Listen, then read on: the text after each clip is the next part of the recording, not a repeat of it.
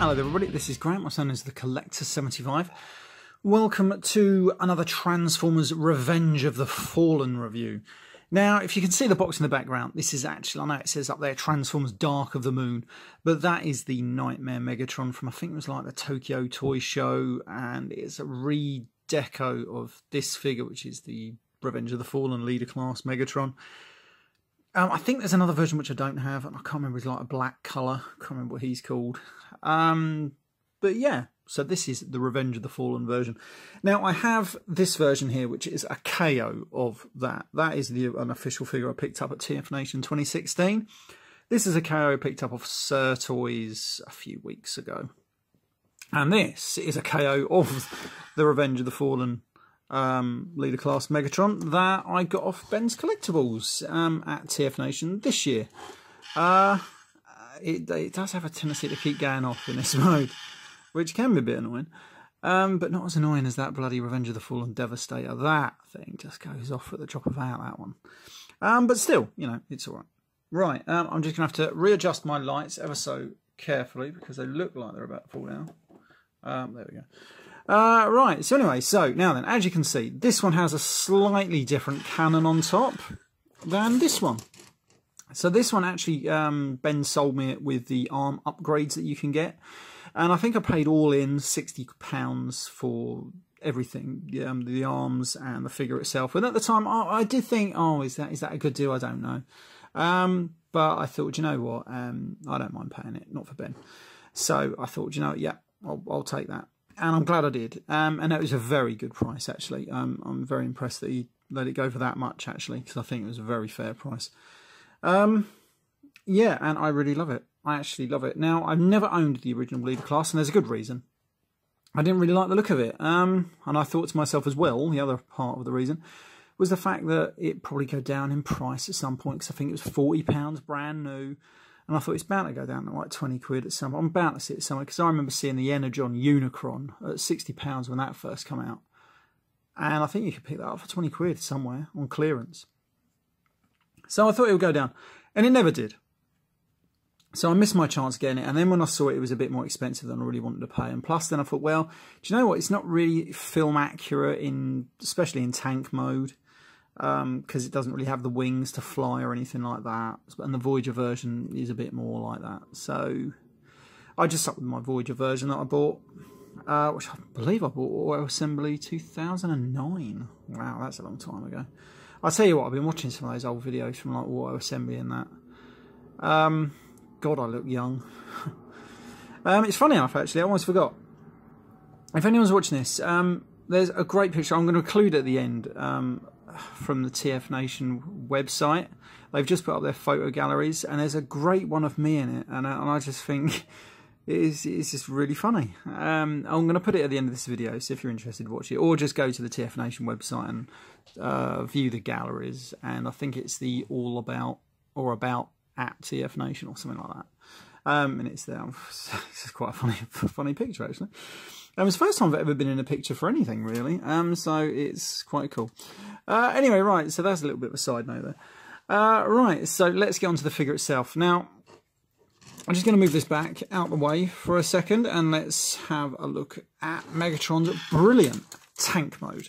It's absolutely fantastic. Once you get past the fact that this arm moves and it does a gimmick, light up gimmick.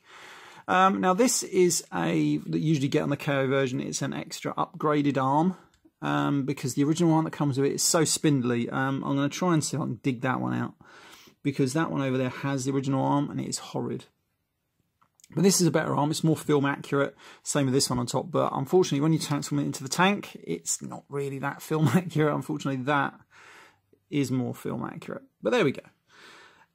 Anyway, right, so this is his great tank mode, and it looks brilliant. It's hefty, it's sturdy, and all round, I think it is just good. Now, you do get a little bit of, I love it how they put some silver paint here. You can't really tell that it's there, really, because of the grey plastic that it's on. It's a bit of a waste of time, if you ask me.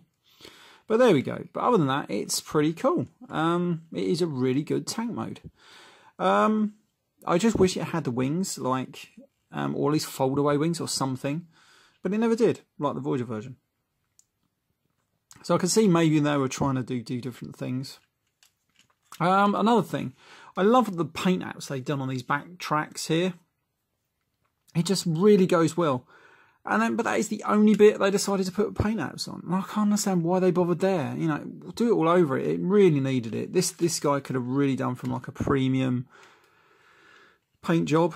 With that all over it, it would just look phenomenal. It really would. Bit like this guy. This guy has been really real decoed out. I'll show him off actually. So we'll put him over there. And then we come to this guy. So this guy, imagine, you know, this guy's got paint apps everywhere. Just how it should be really. As you can see, so it's got paint apps back on the back wheels, and it still carries through to the front tracks and all over really. And there's a lot more colours to break it up. And I think all round, the head is actually painted silver. You know, it's just got more paint apps going through it than that guy, which was a bit of a letdown if you want my opinion. Right, so we're going to come and transform it now. Now, what? Oh, do you know what? Just before I do that, that's going to be annoying. This is the original arm that you get with it. It's not a bad arm, and it pops off and on very easily. So if you do want to transform it and give it that proper look, it's just a little one of those little mushroom peg joints, like force peg. Pop it on, pop it off, or pop it off, pop it on. Easy. And it has a little gimmick of giving him his little knife and everything. You pull that back and there we go. And this section also you can detach and go forward. So that bit where he stabs Optimus Prime and then blows a hole through his chest and everything. So you can do that. The only problem I don't like about the arm, it's got no elbow articulation, so it's pretty damn static in that mode, which is why I can see they went with the upgrade, which I'll come to when we get it into robot mode. And if you do buy the upgrade set, you do get another arm as well. And this, I'm not quite sure the point of this one, because I don't remember this one too much in the movie, but it's got some great articulated claws. It just looks good, actually. It does look good, but I don't know, is there a bit where he uses this in the movie? I don't know. I know there's a bit where he uses that other spindly little arm to pin Sam down on the table. But I can't remember if this is trying to replicate that or not. Either way, it's still a good little arm, I suppose, you know. But personally, I don't really see the point of it. I mean, it rotates there and everything. Or is that unscrewing? Oh, it's unscrewing. Anyway, there you go, don't matter. Right, so there we go. So that's what else you get.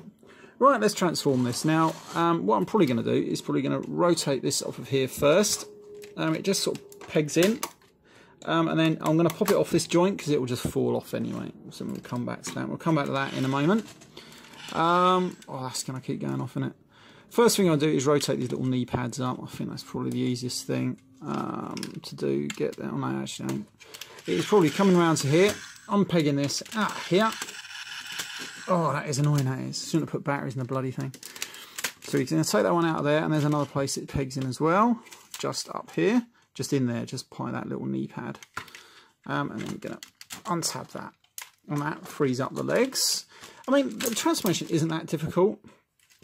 It is just, because he's so bulky, and a lot of these big bits do move, you notice it.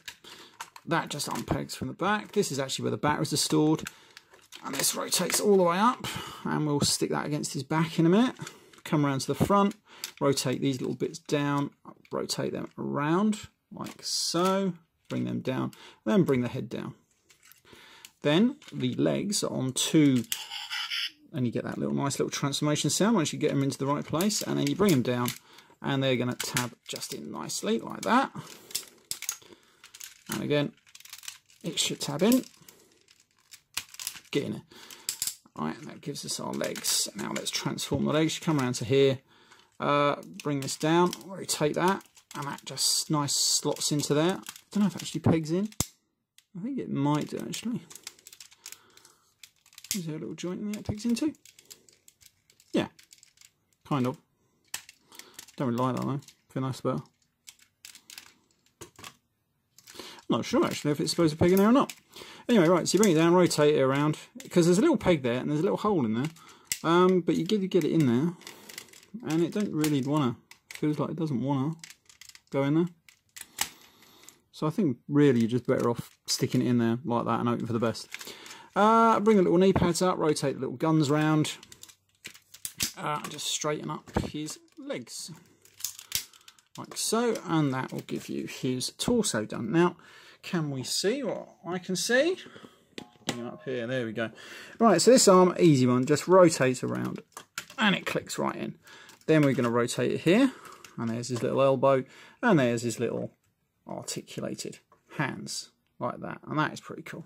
Then we're just going to come around here. This whole section now just rotates and should click into place up there.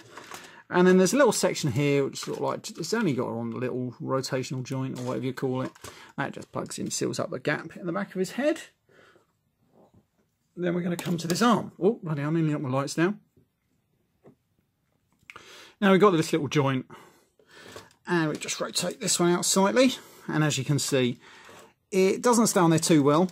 It could be because it's not really made for it. It could be just the fact that it's been used a hell of a lot of times, right? So anyway, so this now, how does it do it? I can't remember how it does it now. Right, so what you got to do is you get that little pin just into that position there. I don't know if you can see that properly.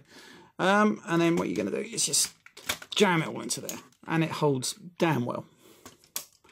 Right, so now then, what bit fell off just now? There's a bit that fell out. I think it's just this little cover bit. And that just goes in there, protects you from the LED, because it is a proper blinding LED. And I nearly blinded myself when I bought the bloody thing. But there we go. Right, so then we have Revenge of the Fallen Leader Class Megatron in his robot mode. And it is a great robot mode. It has the little Mech Alive gimmick. There we go. And then he just has this great gun arm.